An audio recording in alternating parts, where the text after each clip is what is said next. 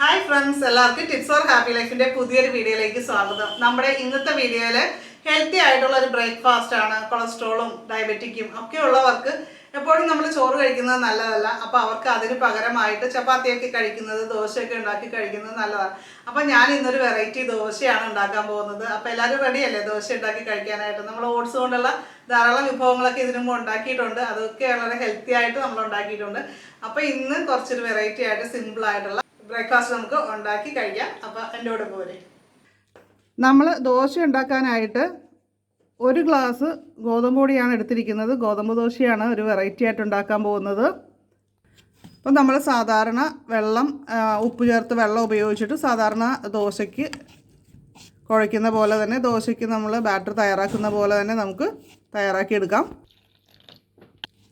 അപ്പോൾ നമ്മൾ ആദ്യമായിട്ടൊക്കെ ദോശയൊക്കെ ഉണ്ടാക്കുന്നവർ കുറേശ്ശെ വേണം വെള്ളം ചേർത്തിട്ട് ഉണ്ടാക്കാനായിട്ട്. പെട്ടെന്ന് കൂടുതലായിട്ട് വെള്ളം ചേർത്ത് കഴിഞ്ഞാൽ നമ്മുടെ ഇത് കൂടിപ്പോകും, അളവ് കറക്റ്റായിട്ട് കിട്ടത്തില്ല.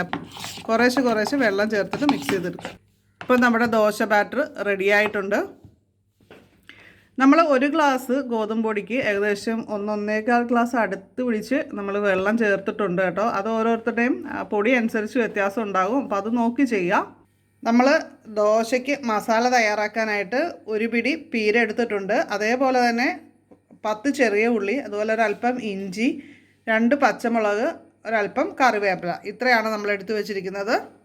ഇത് നമുക്ക് ഒന്ന് മിക്സ് ചെയ്തെടുക്കുകയാണ് വേണ്ടത്. അപ്പോൾ പീരയൊക്കെ നമ്മൾ ഒരല്പം ഉപ്പും കൂടി ചേർത്തിട്ട് നന്നായിട്ടൊന്ന് ഞെരടിയെടുത്തു. മിക്സിയിൽ വേണമെങ്കിൽ ജസ്റ്റ് ഒന്ന് അടിച്ചെടുക്കാം, പക്ഷേ അതിൽ നല്ല നമുക്ക് കൈ കൊണ്ട് ജസ്റ്റ് ഒന്ന് ഞെരടിയെടുത്താലും മതി.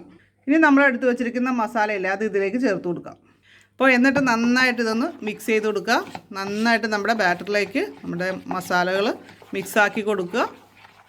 അപ്പോൾ ഇതിന് തയ്യാറാക്കി നമ്മൾ വെച്ചു. ഒരു 10 മിനിറ്റ് വെയിറ്റ് ചെയ്തതിന് ശേഷം നമുക്ക് ദോശ ചുടാം. സാധാരണ ദോശയെക്കാളും ഒരു വ്യത്യസ്തമായിട്ടുള്ളൊരു ഗോതമ്പ് ദോശയാണ്, കുറച്ച് നല്ല ടേസ്റ്റി ആയിട്ടുള്ളതാണ്.